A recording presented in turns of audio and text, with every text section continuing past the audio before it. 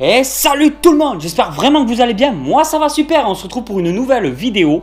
Aujourd'hui je vais beaucoup vous décevoir parce que j'ai pas de t-shirt spécial, c'est juste des t-shirts spéciaux ou spécial. Un t-shirt spécial, voilà. Parce que j'ai mis du Snake Reptile, j'ai pas mis quelque chose qui change un petit peu, mais j'ai quelques nouveautés niveau t-shirt et je vous montrerai ça dans une prochaine vidéo. En ce moment, je fais pas mal de suivi par rapport au Messor Barbarus et ça vous a énormément plu. Donc aujourd'hui, on va repartir sur un petit suivi des Messor Barbarus. Je vais vous montrer pas mal de semaines plus tard qu'est-ce qu'elles sont devenues. Est-ce que ça se développe toujours autant? Est-ce qu'il leur faudrait plus de place ou pas? Les projets que j'ai avec cette petite colonie qui devient l'air de rien un peu plus grande chaque jour. Et je vais vous parler de tout ça dans cette vidéo. Je suis vraiment très mal installé. Au niveau de la colonie de Messor Barbarus, la voici sur l'étagère. Je fais un petit récap dessus, comme quoi j'avais enlevé le module. Je ne sais pas si vous l'avez vu cette vidéo. Il y avait, ça a été une catastrophe parce qu'elle mettait en fait dedans tous les déchets, les détritus. Et ça servait pas à grand chose quoi. Donc du coup je l'ai enlevé, elles ont un peu moins de place. Mais je compte, comme je vous l'avais dit aussi dans cette vidéo, par la suite acheter donc de nouveaux modules, mais des modules un peu plus pro que ce que j'avais fabriqué moi, pour que la colonie continue à bien se développer. Toujours le petit abreuvoir où cette fois-ci j'ai rien mis dedans parce que j'ai pas de noyade tout simplement. Et un peu tous les jours je mets un fond d'eau, malgré qu'il y a quand même les réserves d'eau au niveau du nid en soi-même. Donc elles ont toujours de l'hygrométrie, ça c'est pas le problème, mais les Messor ont besoin de très souvent boire de l'eau parce qu'elles ont besoin de graines et donc d'un genre de salive qu'elles possèdent pour pouvoir créer donc le pain à fourmis. C'est parce que les Messor Barbarus, comme toutes les espèces de Messor, se nourrissent principalement donc de graines. Elles en font du pain. Alors voici les graines qui restent dans l'aire de chasse, elles mettent dans le coin là. C'est un peu c'est là où elles ont décidé de tout mettre. On va dire que c'est le grenier de graines qu'il y a directement dans l'aire de chasse. Et là, la coupelle en fait, avec tous les détritus ont bien été mis dans la coupelle. Ça va être beaucoup plus facile pour moi de pouvoir nettoyer. Il y a bien les restes de sopalin de la dernière fois. Et si on fait un petit zoom, vous pouvez voir qu'il y a aussi plein de restes de coquilles vides un peu au niveau des graines. Donc dedans, sur cette coupelle, il y a aussi quelques cadavres ici de fourmis. Donc dans cette coupelle, nous avons vraiment que la partie dépotoir. Parce que oui, beaucoup de personnes m'ont demandé comment je faisais si une fourmi mourait dans le nid pour aller récupérer le corps. Figurez-vous que beaucoup d'espèces de fourmis, la plupart des espèces de fourmis sont relativement très propres. Et dans le nid, il n'y a jamais de détritus. À part pour les espèces comme par exemple certaines fédoles et aussi les tétramoriums.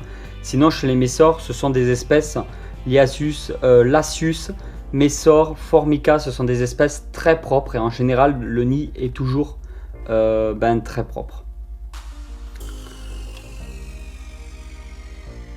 Ici nous avons donc le tuyau de raccord à ce niveau là où elle continue à rassembler quelques graines. Là c'est l'endroit donc où elle fabrique les graines. Donc c'est la partie en fait où elles fabriquent le pain à fourmis. Généralement elles le font à l'intérieur de l'ancienne aire de chasse qui est maintenant fermée. Elles considèrent vraiment que c'est une partie du nid en soi-même. Il n'y a jamais de déchets à l'intérieur. Et c'est là généralement qu'elles fabriquent le pain à fourmis. Et là quand on regarde le nid, voilà. En ce moment il est assez humide parce que j'ai décidé de m'occuper de ma colonie à peu près tous les 2 ou 3 jours, de m'en occuper beaucoup plus souvent. Et d'augmenter l'hygrométrie pour savoir un peu comment ça se passe. Donc le nid est assez humide. Je ne sais pas si vous allez voir, mais en fait il y a beaucoup de larves. Et les larves se retrouvent surtout en fait en dessous de cet amas de fourmis. Sinon on va pas beaucoup les voir. Là on voit quelques larves. À ce niveau là. Sinon la plupart des larves elles se retrouvent vraiment dans cette salle là. Donc le nid, il reste encore de la place, comme vous pouvez le voir, toute cette partie là où il y a encore personne qui y vit. Et ensuite, quand on regarde cette partie là, c'est beaucoup plus blindé aussi. Ah, il y a quand même, je pense, du couvain à ce niveau là.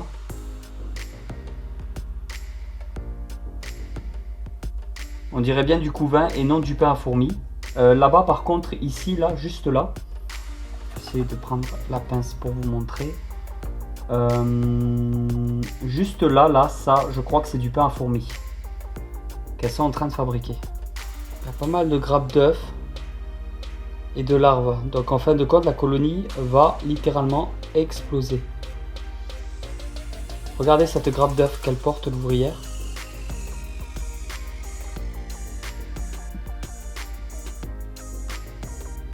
En fait, tout ça, ce sont des grappes d'œufs. Énorme grappe d'œufs. Vraiment énorme grappe d'œufs. La reine doit vraiment pas être loin. Je pense qu'elle est dans la même salle. Regardez tout ça. Si vous voyez bien, il y a énormément de grappes d'œufs partout. Ça fait longtemps que j'avais pas fait une bonne petite question du jour. Donc on s'arrête vite fait. Petit entracte. Sortez les pop-corn. Alors, j'aimerais savoir quel est votre plus grand rêve dans la vie. Peu importe l'âge que vous avez, peu importe le sexe que vous avez, si vous êtes une fille, un garçon ou les deux en même temps, je ne sais pas si c'est possible. J'aimerais que vous me dites vraiment votre plus grand rêve que vous aimeriez avoir. Est-ce que vous voulez monter un parc zoologique? Est-ce que vous voulez aller sur la Lune? Est-ce que vous aurez aimé être milliardaire? Je ne sais pas. Dites-moi en commentaire votre plus grand rêve. Allez, vite fait un petit tour chez les Crématogastères Scutellaris. Il faut que je vous montre ça. Regardez, la reine a repondu de nouveau. Alors là, j'ai toutes mes colonies qui commencent à repondre correctement. Ça fait vraiment plaisir. Regardez, il y a des belles larves un peu partout.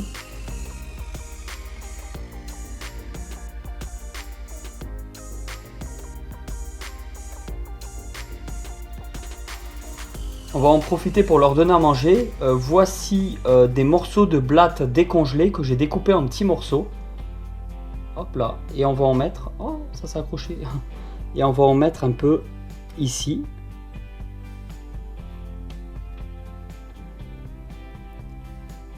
Regardez ça, elle se jette directement dessus.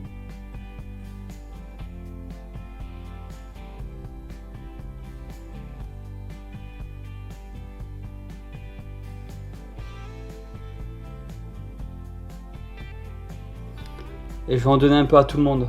Au Crématogastères Scutellaris aussi. Voilà, juste un petit morceau de corps comme ça suffira largement.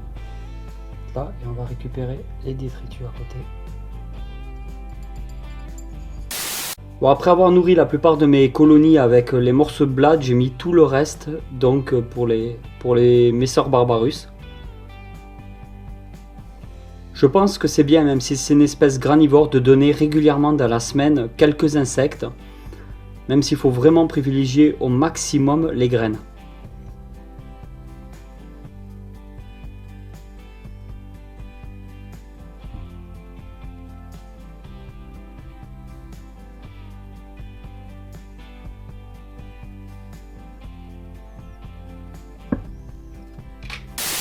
Et voilà tout le monde, j'espère vraiment que cette vidéo vous a plu. Si cette vidéo vous a plu, vous comme d'habitude, vous la partagez sur les réseaux sociaux.